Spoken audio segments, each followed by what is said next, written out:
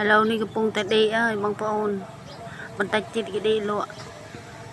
ពេលគេដេកលក់បងប្អូនមានដឹងអត់ថាគេកំពុងតែដេកឲ្យសពអើយបងប្អូនចាំទស្សនាទាំងអស់គ្នា disco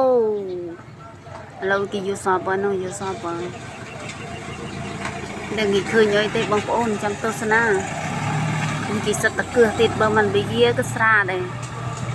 នេះមើលគិតកាយវិការគេនេះក្នុងសបិនណាចាំបងប្អូនចាំមើលគេសបិនឃើញអីគេដាក់ក្នុងពោះគេធ្វើអីចេះបងប្អូនគេភើតទៀតគេដេកវិញ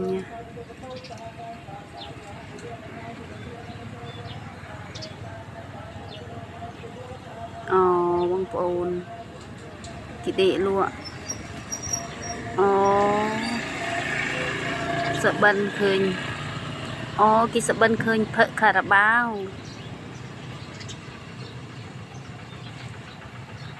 ក្នុងសបិនគេឃើញភើខារ៉ាបាវធ្វើម៉េចហ្វេនខារ៉ាបាវគ្រាន់តែដេកលក់មួយផ្លេតក៏ហ្វេនខារ៉ាបាវដែរត្រូវមួយទៀត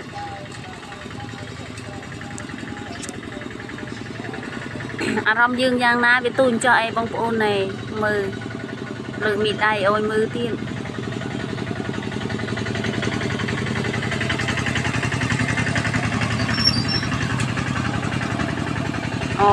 គេឃើញកូនគេមកខ្លាចកូនគេសុំយកលៀក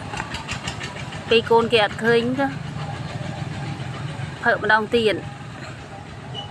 នេះមួយនេះប្រសព